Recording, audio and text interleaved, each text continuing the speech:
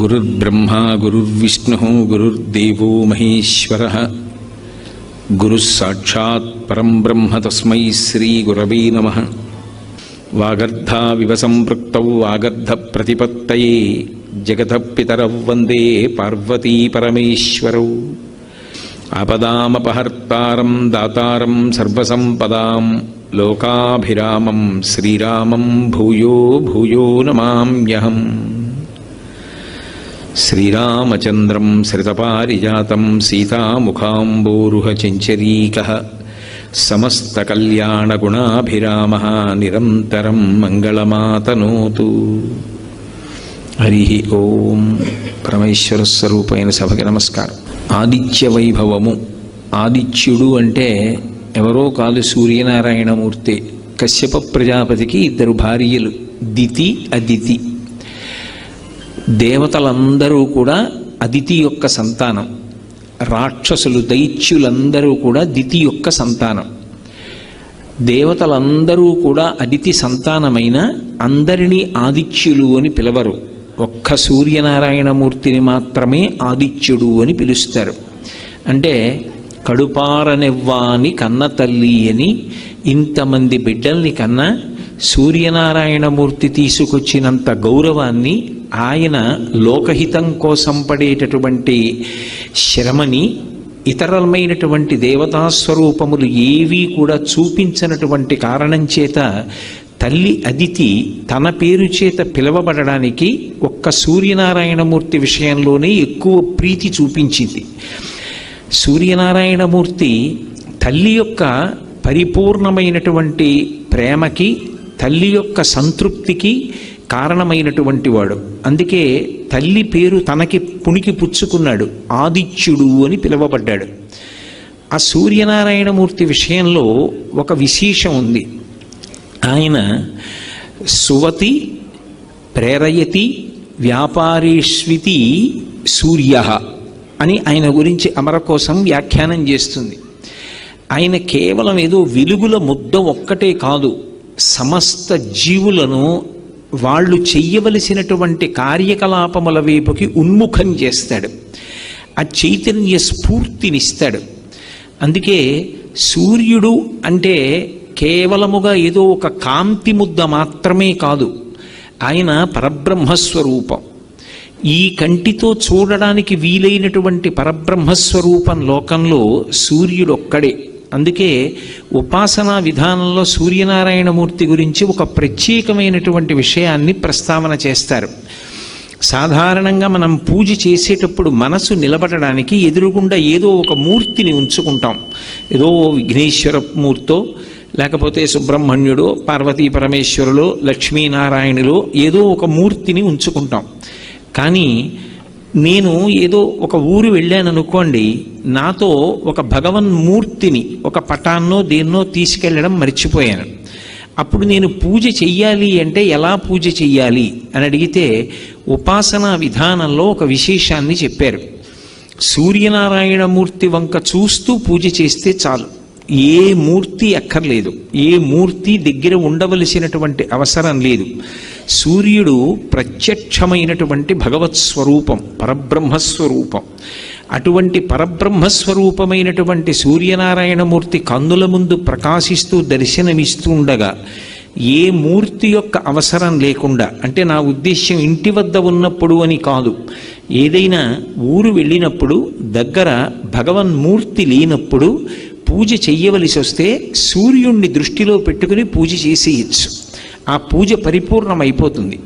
అంత గొప్ప శక్తి ఒక్క సూర్యోపాసన విషయంలో సూర్యనారాయణమూర్తి యొక్క దర్శనం చేత సూర్య ఆరాధనగా, మూర్తి లేకుండా ఆరాధనని శాస్త్రం అంగీకరించింది. ఎవ్వడు సృజించు ప్రాణుల ఎవ్వడు రక్షించు త్రుంచు ఎవ్వడనంతుండెవ్వడు విభుడెవ్వడు వాడి విధమున మనుచు బినుచు హేలారతుడై అంటారు పోతన గారి భాగవతంలో. ఈ సమస్త సృష్టిని ఎవరు చేస్తున్నాడో, ఈ చేసినటువంటి సృష్టినంతటినీ కూడా ఎవరు నిలబెడుతున్నాడో, ఈ సృష్టినంతటినీ మళ్ళీ హేళగా ఎవరు లయం చేస్తున్నారో ఆయనే పరబ్రహ్మం. ఆయనే ఒకనాడు సృష్టికర్త బ్రహ్మగా కనపడతాడు.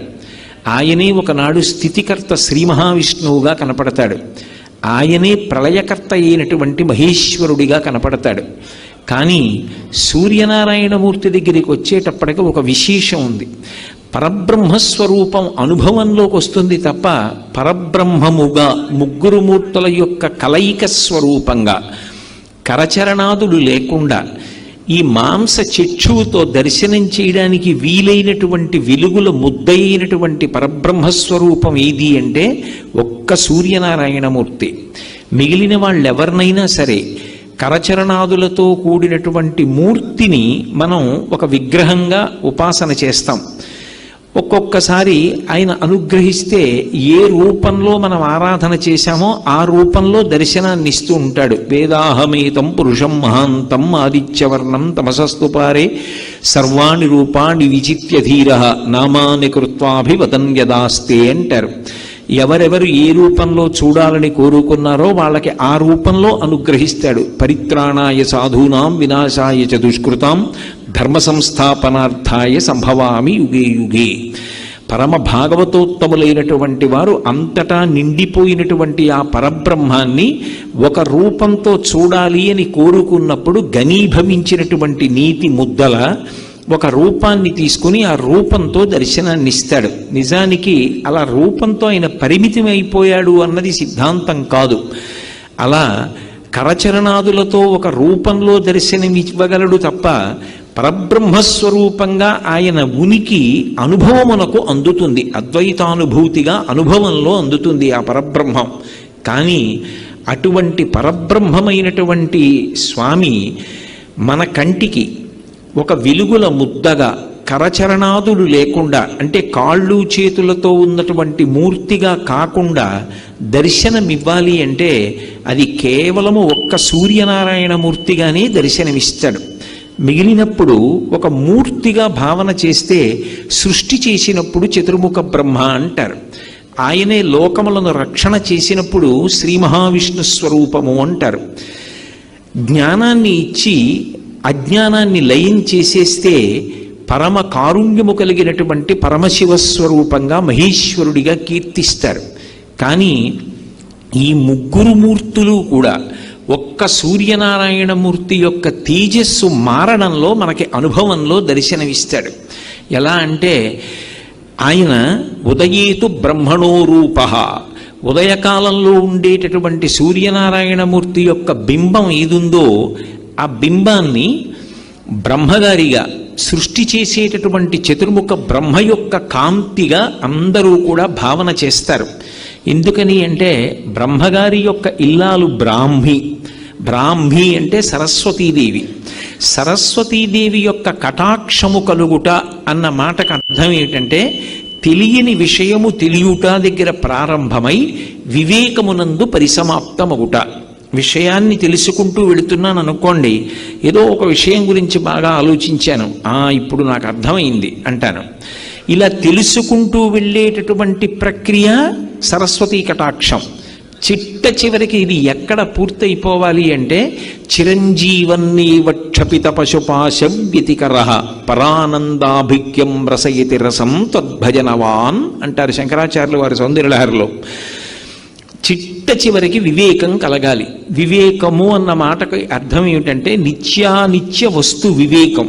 ఏది ఎప్పుడూ ఉండేటటువంటి శాశ్వతమైనది, ఇది నిత్య వస్తువు, ఇది కదలదు, ఇది ఎప్పుడూ ఉంటుంది, ఇది శాశ్వతం. ఇంకొకటి జగత్, అది ఎప్పుడూ ఉండేది కాదు, అది ఒకనాడు ఉంటుంది, ఒకనాడు వెళ్ళిపోతుంది. ఈ జగత్తు ఉన్నా లేకపోయినా ఆయన మాత్రం ఉంటాడు. లోకంబులు లోకేశులు లోకస్తులు తెగిన తుది అలోకంబగు పింజీకటి కావల యవ్వండే కాకృతి వెలుగు అతనిని సేవింతున్నట్టారు పోతన గారు భాగవతంలో. ఈ లోకాలు, లోకంలో ఉండేటటువంటి లోకేశులు, లోకస్తులు అంటే లోకములను పరిపాలించేవాళ్ళు, పరిపాలింపబడేటటువంటి వాళ్ళు, పాలకులు, పాలితులు, ఈ జగత్తు అంతా కూడా ప్రళయ జలముల యందు మునిగిపోయిన తరువాత కూడా ఏ ఒక్క ఒక్కడు కాంతి స్వరూపమై సూర్యచంద్రులతో సంబంధం లేకుండా ప్రకాశిస్తూ ఉంటాడో నత్ర సూర్యోభాతిన చంద్రతారకం నేమా విద్యుతో భాతి కుతూయమగ్ని త్వమేవ భాంతమనుభాతి సర్వం తస్య భాషా సర్వమిదం విభాతి అంటుంది ఉపనిషత్.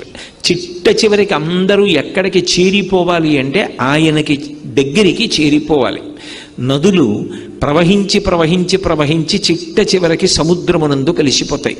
సాగర సంగమం పవిత్రం. అందుకే అంతర్వేది సాగర సంగమ స్నానం అంత ప్రఖ్యాతి. ఓ శాస్త్రం చదువుకోవడం కానివ్వండి, ఒక కళ గురించి తెలుసుకోవడం కానివ్వండి, ఏదైనా సరే వీటికి తనంత తానుగా యోగ్యమైన కాలం ఏది అంటే సూర్యోదయం నుంచి 88 నిమిషములు వెనక్కి లెక్క పెట్టాలి. అలా వెనక్కి లెక్క పెడితే ఏ కాలము ఉంటుందో అది సరస్వతీ కటాక్షమునకు అత్యంత యోగ్యమైన కాలంగా ఋషులు నిర్ణయం చేశారు. బ్రాహ్మీ ముహూర్తము అంటారు. బ్రాహ్మీ అంటే బ్రహ్మ యొక్క శక్తి స్వరూపమైన సరస్వతి. ఆమె కటాక్షం ఉంటుంది వాతావరణంలో. అందుకే సుప్రభాతం కానీ, ప్రథమ దర్శనం కానీ, పూజ కానీ, సాత్వికమైనటువంటి విషయములను అనుష్ఠించడం కానీ అన్నీ కూడా బ్రాహ్మీ ముహూర్తంలో చేస్తాని. తెల్లవారుజామున లేచి కూర్చుని చదువుకో అంటారు. ఎందుకని అంటే ఆ తెల్లవారుజామున చేసేటటువంటి ప్రయత్నంలో మనకి ఆ సూర్యుని యొక్క శక్తి బ్రహ్మగారి యొక్క శక్తిగా, బ్రహ్మగారి అనుగ్రహంగా, బ్రహ్మ ఒకటి సరస్వతి ఒకటి కాదు, బ్రహ్మ బ్రాహ్మి వాళ్ళిద్దరూ కలిసే ఉంటారు. ఆ అనుగ్రహము ఆ కాలమునందు పరిఢవిల్లి ఉంటుంది. అందుకే ఉదయకాలమునందు సూర్యబింబాన్ని ఏ రూపంగా చూస్తారు అంటే బ్రహ్మస్వరూపంగా, సృష్టికర్త స్వరూపంగా చూస్తారు. అదే మధ్యాహ్నేతు మహేశ్వర. మధ్యాహ్న కాలం అయిందనుకోండి, ఆయనని మహేశ్వర స్వరూపంగా చూస్తారు. మధ్యాహ్నం మహేశ్వర స్వరూపము అన్న మాటకు అర్థం ఏమిటంటే ఆయన విశేషమైనటువంటి కాంతితో ఉంటాడు. అది ఎవరు భరించగలిగినటువంటి తేజస్సు కాదు. అంత తేజస్సు కలిగినటువంటి పరమాత్మ ఆయన అలా ప్రకాశిస్తుండగా ఇక ఎక్కడ చీకటి అన్నది ఉండడానికి వీల్లేదు. అంటే తమో గుణాన్ని, అజ్ఞానాన్ని పోగొట్టగలిగినటువంటి శివస్వరూపమై ప్రకాశిస్తూ ఉంటాడు. జ్ఞానదాత మహేశ్వర. అదే సూర్యబింబం సాయంకాలం ఉపాసన చేస్తున్నారనుకోండి, సాయంకాలే స్వయం విష్ణు. సాయంకాలం ఉండేటటువంటి సూర్యబింబం సాక్షాత్ విష్ణు స్వరూపంగా కీర్తింపబడుతుంది. ఇప్పుడు ఆయనే ఉదయకాలంలో బ్రహ్మ. అందుకే సూర్యుడికి ఉండేటటువంటి పేర్లు కూడా చాలా చమత్కారంగా ఉంటాయి. ఆయనకి మిహిర అని ఒక పేరు. మిహిర అంటే కేవలము కాంతిపుంజమని కాదు, ఈ భూమిని అంతటినీ కూడా తన నీటి చేత తడుపుతాడు. ఏదో నీటి చేత తడపడం ఒక్కటే కాదు, ఏ నీటి చేత తడుపుతున్నాడో ఆ తడిపిన కారణం చేత అంకురములు లోపల నుంచి పైకొస్తాయి. అప్పటి వరకు నామరూపాలు తెలియకుండా భూమి మీద పడిపోయి ఉండిపోయినటువంటి గింజలు ఆ నీరు తగిలిన కారణం చేత సుస్పష్టంగా గుర్తుపట్టడానికి వీలుగా ఒక అంకుర రూపంలో, ఒక మొక్క రూపంలో పైకొస్తుంది. అంటే ఆయన మిహిర అన్న పేరుతో సృష్టి చేస్తాడు. సృష్టికర్త అయి బ్రహ్మగారై ఉంటాడు. అదే స్వామి పూష అని ఒక పేరుతో ఉంటాడు. పూష అన్న పేరు కలిగినటువంటి సూర్యుడు ఈ లోకములన్నిటినీ కూడా రక్షణ చేస్తూ ఉంటాడు. ఆయన అనుగ్రహం లేదనుకోండి అసలు ప్రాణుల యొక్క ఆరోగ్యం నిలబడదు. అందుకే ఆరోగ్యం భాస్కరాది చేత్ అని పేరు. ఆరోగ్యమునకు కారణం ఎవరు అంటే ఒక్క సూర్యబింబమే. ఆయన నుంచి వచ్చేటటువంటి వెలుతురు వలన, ఆ కాంతి కిరణముల వలన ఆరోగ్యం నిలబడుతుంది.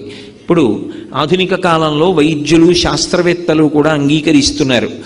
సూర్య భగవానుడి యొక్క కిరణములలో ఉండేటటువంటి విటమిన్ డి వలన ఎముకలకు పుష్టి కలుగుతుంది, శరీరం పెరుగుతుంది అని అంగీకరిస్తున్నారు. కాబట్టి ఆయన లోకములకంతటికీ కూడా పోషకుడై రక్షణ కల్పిస్తాడు. సూర్యకిరణములు తగలని చోట ఒక మొక్క ఉంచారనుకోండి, ఆ మొక్క వడిలిపోతుంది, మాడిపోతుంది, ఆ మొక్క పెరగదు. సూర్యకిరణములలో ఉన్నటువంటి శక్తిని తీసుకుని చెట్లు తమ ఆకులలో పత్రహరితాన్ని తయారు చేసుకుంటాయి. ఆ పత్రహరితమును ఆహారంగా ఉంచుకుని చెట్లు వృద్ధిలోకి వస్తాయి. ఆ చెట్లు కాసినటువంటి కాయలు, వాటి పళ్ళు, ఆ ఆకులు, వాటి వేర్లు, వాటి కాండం అవి మనకి ఆహారం. అది ఒక్క మనుష్యులకే కాదు, సమస్త ప్రాణికోటికి. ఆ విధంగా ఆయన లోకములనన్నిటినీ కూడా పోషిస్తున్నాడు, లోకములను రక్షిస్తున్నాడు. సూర్య కిరణముల చేత ఎన్నో సూక్ష్మాంగ జీవులు నశించిపోతుంటాయి. సూర్య కిరణముల చేత తప్తమైన పదార్థములు ఏ ఉంటాయో అవి చాలా కాలం నిలవ ఉంటాయి. దుర్గంధం రాకుండా నిలవ ఉండేటట్టుగా ఒక పదార్థాన్ని తయారు చేయగలిగినటువంటి శక్తి సూర్య కిరణములకు ఉన్నది. ఆ ఒడియాలు పెట్టినప్పుడు ఆ తడితో, ఆ పిండితో కలిపి ఆ గుమ్మడి ముక్కల్ని, ముద్దగా ఉన్న వాటిని తీసుకెళ్లి సూర్యకిరణములలో తప్తం చేస్తే అవి గట్టిపడి ఎండిపోయిన తర్వాత డబ్బాలో పెట్టి మూత పెట్టి నెలలు ఉంచినా సరే అవి ఏ విధమైనటువంటి దుర్గంధాన్ని పొందవు, అందులోంచి చెడు వాసన రాదు. సరికదా? ఎన్నాళ్ళైన తరువాత మీరు మళ్ళీ వాటిని వేయించుకుని తిన్నా అవి ఔషధీ విలువలను కలిగి ఉంటాయి. అలాగే మామిడికి సంస్కృతంలో ఒక విశేషమైన పేరు రసోవై సహ అంటారు. రసోవై సహ అంటే భగవంతుడు.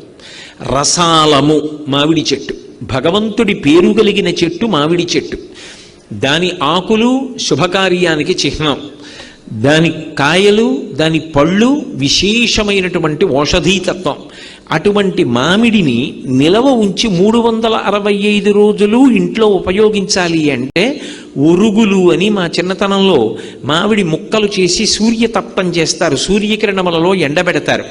ఆ ఎండిపోయిన మామిడి ముక్క సంవత్సరంలో మామిడికాయ దొరకనటువంటి సమయంలో వంటలో వాడుకుంటే మళ్ళీ మామిడికాయ తెచ్చి కోసి వంట చేసుకుని ఏదైనా ఒక పదార్థాన్ని తయారు చేసుకుంటే ఎటువంటి రుచిని అనుభవిస్తారో అదే రుచిని అనుభవించడానికి యోగ్యమైన స్థితిని సూర్యకిరణములు కల్పిస్తున్నాయి. కాబట్టి ఆయన కిరణముల యందు అంత శక్తి ఉంది. రోజు రోజుకి సూర్యకిరణములలో ఉండేటటువంటి శక్తిని గమనించి వాటి ద్వారా ఎంత విద్యుదుత్పత్తి చెయ్యవచ్చో కూడా ఇవాళ ఆధునికులు పరిశీలనం చేసి ఆయన అనుగ్రహం చేత ఇంట్లో దీపాల దగ్గర నుంచి ఎన్నో విద్యుత్ పరికరములను వినియోగం చేస్తున్నారు.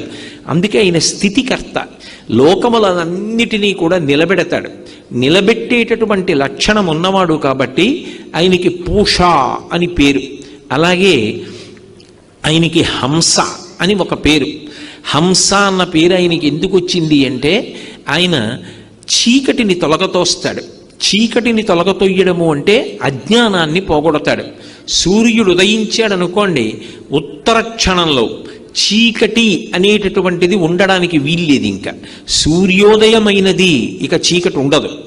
సూర్యోదయమైనది చీకటి పోయినది కాదు, అసలు సూర్యుడు వచ్చాడు చీకటి ఉండే అవకాశమే ఉండదు. చీకటిని పోగొట్టడం సూర్యుని యొక్క ప్రధానమైనటువంటి లక్షణం. అజ్ఞానాన్ని పోగొట్టడం, జ్ఞానం ఇవ్వడం శంకరుని యొక్క లక్షణం. జ్ఞానదాత మహేశ్వర అని. అందుకే హంస అన్న పేరు చేత జ్ఞానాన్ని ఇస్తాడు. లోకంలో ఆరోగ్యం కావాలి అంటే ఎవరైనా ఎవరిని ఉపాసన చెయ్యమని చెప్తారు అంటే సూర్యనారాయణమూర్తిని ఉపాసన చెయ్యండి అంటారు. ఇప్పటికీ పిల్లల దగ్గర నుంచి పెద్దల వరకు సూర్య నమస్కారాలు చేస్తారు.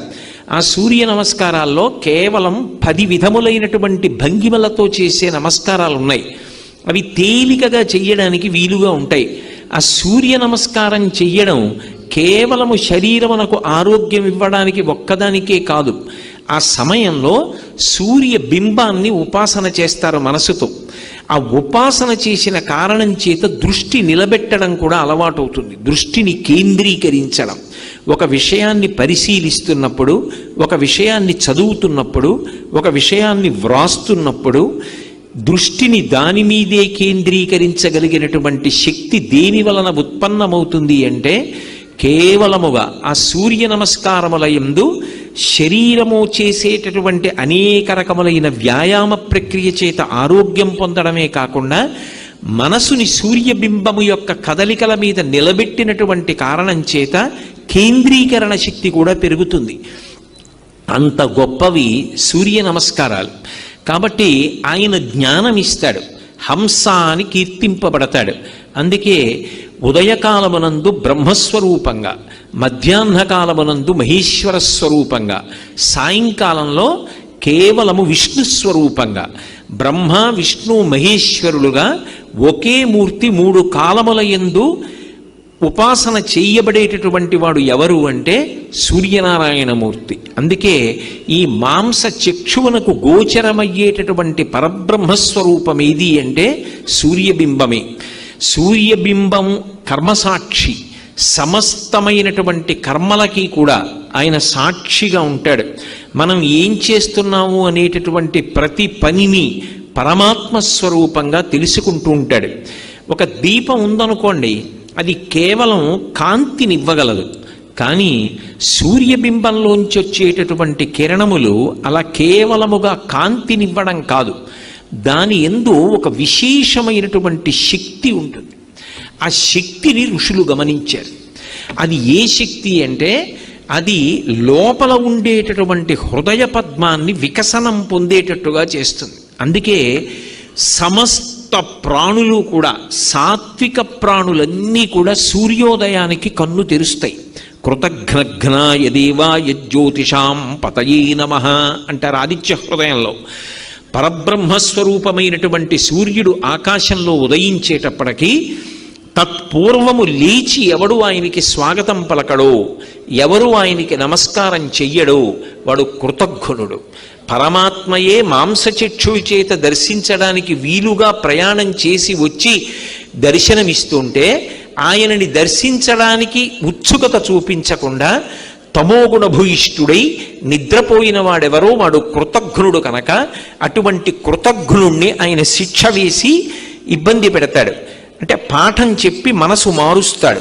కాబట్టి కృతఘ్నఘ్నాయ దేవాయ జ్యోతిషాం పతయే నమః అంటారు. అటువంటి సూర్యబింబం ఏదున్నదో దాని యందు ఒక విశేషమైనటువంటి శక్తి ఉంటుంది. దాన్ని ఋషులు గుర్తించారు. అరుణము, సౌరపాఠము వీటిల్లో ఇచ్చారు. మహానుభావులు, దార్శనికులైనటువంటి కవులు మహాభారతాది ఇతిహాసములను ఆంధ్రీకరించినటువంటి తిక్కన గారు, వాల్మీకి మహర్షి వంటి వారు ఆ సూర్యోపాసన గురించి మనకి అద్భుతమైనటువంటి విశేషాల్ని ఆవిష్కరించారు. మహాభారతంలో తిక్కన గారు విరాట పర్వంలో సూర్యోదయం గురించి ఒక సీసపద్యం చేశారు. నీరజాకరములు నిష్ఠయై చేసిన భవ్యతపంబు ఫలమనంగా దినసముఖాభినందిత చక్రయుగ్మకంబులయనురాగంపు బ్రువనంగా హరిహర బ్రహ్మ మహానుభావంబులొక్కటింకాగరగిన గట్టియనగా అతుల వేదత్రయలతికాచయము పెనుబొందన్ పుట్టెడు మూలకందమనగా అఖిల జగముల కందెరయగుచు జన సమాజ కరపుట హృదయ సరోజములకు బుకుళనంబును జృంభణంబును నర్చి భానుబింబంబు పూర్వాద్రిపై విలింగే అన్నాడు ఆయన. ఎంత గొప్పగా చెప్పాడు! నిజంగా సూర్యతత్వాన్నంతటినీ చెప్పాడు అందులో. నీరజాకరములు నిష్ఠయై చేసిన భవ్యతపంబు ఫలమనంగా. తపస్సు చేసేటటువంటి వాళ్ళు నీటిలో నిలబడి కళ్ళు మూసుకొని 2 చేతులు తల మీదకెత్తి అంజలి ఘటించి తదేక దృష్టితో భగవంతుణ్ణి మనసులో ధ్యానం చేస్తూ ఆయన దర్శనం కోసం తపస్సు చేస్తారు. ఆయన ప్రత్యక్షం అయ్యాడనుకోండి, అమ్మయ్యాని చేతులు కిందకి దింపి స్తోత్రం చేస్తారు. సరోవరాల్లో ఉండేటటువంటి తామర పూల యొక్క మొగ్గలు రాత్రంతా కూడా ఇలా ముడుచుకొని ఆ కాడ మీద నిలబడి ఆకాశంలో సూర్యనారాయణమూర్తి వంక చూస్తూ ఆయన దర్శనం కోసం రాత్రంతా తపస్సు చేస్తే బ్రాహ్మీ ముహూర్తంలో లేత సూర్యకిరణాలు వచ్చి ఆ బింబానికి తగలగానే, కిరణములంటే కరములు, చేతులు, భగవద్దర్శనమై ఇలా చేతులతో తపస్సు చేస్తున్న వాణ్ణి ముట్టుకునేటప్పటికీ పరమ సంతోషంతో అంజలి ఘటించిన చేతులు కిందకి దింపి భగవన్మూర్తిని దర్శించినట్టుగా రాత్రంతా కూడా ఇలా రేకులు ముడుచుకుని తపస్సు చేసినటువంటి తామర మొగ్గలు తెల్లవారుజామున సూర్యకిరణాలు పడేటప్పటికీ ఒక్కసారి విచ్చుకుంటాయిట. వాటి తపము ఫలించిందా అన్నట్టుగా సూర్యబింబం వస్తుంది.